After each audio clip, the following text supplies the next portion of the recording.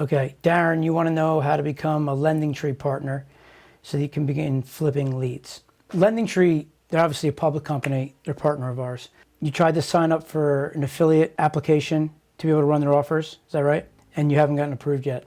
So when they're going through that application process, they're going to bring on affiliates based on whatever it is that you have available to you. So if you're a beginner and you don't have any history or anything where you want to get started with them, normally what I would recommend is, rather than you going direct to a company like a LendingTree, as you're building your business, what you want to do is you want to work with like an affiliate network who has those deals already. Like we have a network, right, of offers. Like LendingTree could be one of the offers in the network, right? There's plenty other affiliate networks out there. Plus, as you're trying to figure this out, like I wouldn't go direct to an advertiser until you have a good idea of like what your business is about and what you're doing and what the value prop is. It's like, okay, what's your website? You know, how much traffic do you drive? If you're not going to move the needle, they don't want to work with 10,000 little affiliates. That's why they'll work with companies like mine that then I have a bunch of different affiliates and then we manage those affiliates, right? Being able to manage, 1,000 different publishers is something that some networks are willing to do.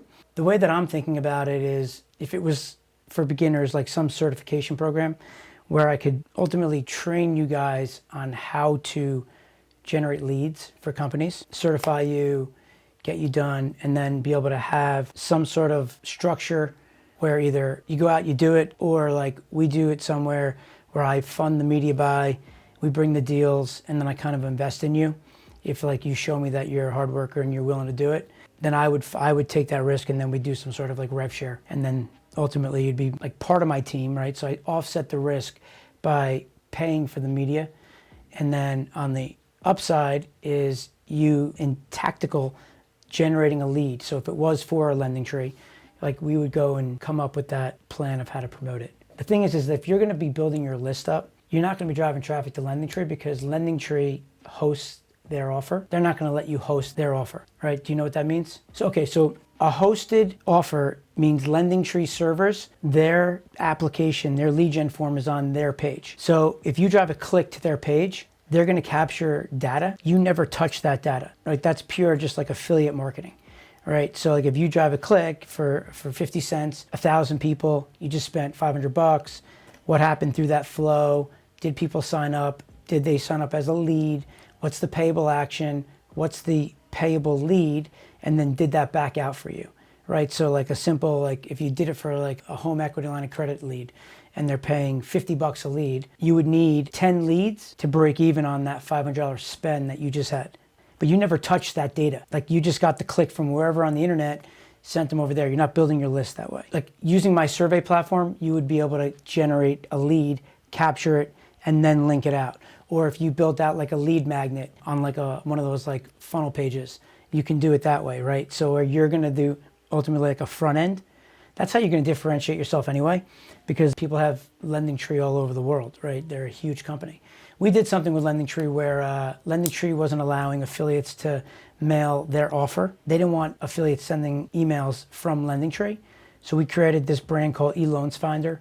And then we had pretty much private labeled all the LendingTree products so that we can go and give out eLoans Finder as the brand for people to go and market to their data. And then it would link back out to LendingTree. But even then, like, it was an okay deal. We didn't capture data, we weren't posting data. So like if we were capturing data and then posting it on the back end in our database to their database, server to server, that's a more attractive thing than sending the user away. Because then I still have the ability to monetize that traffic. I don't want to go too deep into that. So licensed health agent for many years, currently running a lead gen company, buyers for leads that own offices and downlines.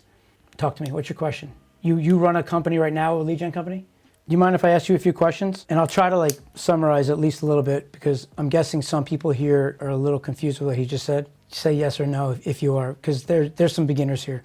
I've gotten messages from people just recently that they have a very large appetite for ACA leads and they want to buy them, right? So like you're not alone. So it sounds like you're in a good place for where you're focusing because there's high demand, which is great. When you say that you're getting $30 to $50 a call, what is the payable action for that? If you transfer a call and somebody's on for 60 seconds, is that deemed payable, or they're on the call? Just so you guys all understand that. So what he would do is he would go and generate a lead somehow, and then I'm gonna ask you these questions, but you're gonna get that user into their call center, and if they stay on for 60 seconds, he gets paid 40, 50 bucks. And I'll tell you, I could give you an answer on that. I just need to understand your business. Who's qualifying these leads? Are you outbound calling leads and then qualifying them with questions? And if they qual, then you're warm transferring them inbound to the company? How many leads are you generating so far? Okay, and are they closing? Well, so the first thing I would do, based on how you're generating leads, if I did nothing, it sounds like where you're getting traffic is real people coming in, high quality, and you're qualifying them and getting them over to these guys. Either A, do you understand what their KPIs are of what they can afford to pay per customer for the sale? You just told me that you generate 400 leads, you're converting those leads at 35%. What does that look like? And what is it backing out to on the real 60-second buffer? And let me just look and see. I'm gonna do the math. When you said 35%, that's the sales conversion rate. Your revenue per lead is $52.50. What did you get paid on those 400? So your leads are worth $52 based on those numbers. Forget about that you can make more money, right? What you want to try to figure out is what is the value, so you can understand what you can afford to do on the internet to go buy traffic and scale that business, right? Because 400 leads in 2 weeks is great, but like you want 400 leads a day. You want 1,000 leads a day. You want like a massive business of like just incoming leads. Being able to go out there and ultimately you could pay $25 a lead and still be over 50% margins if you're getting paid per lead. And right now you're getting paid $2 a lead, so it's kind of handcuffing you based on what the value is. You're not getting paid by the call. Okay, I'll give you like a model and then we could dive in a little more because I want to get to everybody. But so what a lot of these guys do, your skill set is that you've been on the phones and you're qualifying people and you know how to talk to them, qualify them, and get them over to the agents. Is that where like your core competency is right now? So you're the back end guy. You're the guy we would transfer the lead to go and close. So you're the guy that when you get shit leads, you're like, dude, what are you sending me? I want to kill you. Like you're wasting my time, versus like, then you get good leads, you're loving the guy who's sending you those leads. I've had call centers before and I know it definitely creates energy, I'll tell you that. And there's a lot of personalities in that room. I've been there. With my student loan business, it was like a zoo, but it was fun. So here, I'll give you a model of what guys are doing. Right now, do you know what co-registration is? You guys know what co-registration is? There's a whole big business out there where we were talking about hosted and non-hosted, right? You host the form, someone signs up. This is something that we do, right? We were kind of like rolling out some of these things. And then let's say you get somebody to sign up to get a free guide to learn more about their health insurance needs, right? Or what's right for them. They sign up, we're gonna give them that free guide. We start to ask them some survey questions. Before we give them that, the trade is for you to get the free guide, you need to give me some information about you so I know where to send it. Name, email, address, phone number, all the information up front, right? So as you're answering those questions, we have a healthcare question, and typically if they don't answer the Medicare or Medicaid answer for the health insurance, it becomes like an ACA lead, and then we post that to somebody that's a buyer on our back end. So we're generating the leads, and then we're now trying to monetize our back end by selling those leads through surveys. Now those leads are much lower quality than what you're getting today. However, what it does is it takes away you having to worry about the front end media buy and doing anything in that nature. When those leads come in, you would want somebody who's there to qualify those leads first before that lead ever got to you, if you're the one closing. Or if you're not the one closing, you're sending it to someone that's like you, your call center where you're a closer, if you set up just the setting of the qualification to then post, that could be like a massive business in itself. Like brother-in-law's nephew is a kid in college, just graduated, does something like this with Medicare. And ultimately what he does is he'll go out and buy leads from like sites like ours. I think he pays like 80 cents a lead. His lead cost 80 cents, let's say leads he buys is, let's say 1,000, cost 80 times 1,000. So you just spend 800 bucks, right? Well, those 1,000 leads that you're talking about go into his call center. He set up like a remote situation where there's different callers tapping in, and their job is to dial on these people in real time and confirm that they are truly qualified for Medicare and Medicaid. His model is he needs to qual 1 in every 8. So what happens is that his cost, if he does that, would be 12.5%. So let's say here he qualifies 12.5%, so 125. So ultimately what happens is that should be $6.40 is his cost for him to get a qualified lead. He then would transfer that over to the caller, which would be you, and then on a 60-second buffer, he'll get paid, similar to what you just said, 40 to like 60 bucks. Well, actually, I think it's 1 in 10, now that I think about it. That's what it is, because his cost, he needs to be at $8. His $8, he has his call center costs, he has all those people. He transfers it over to the back end buyer. They go on the phone. After whatever buffer, he gets the 40 to 65. Him and his partner made, I think, like, $3-4 million last year in profit.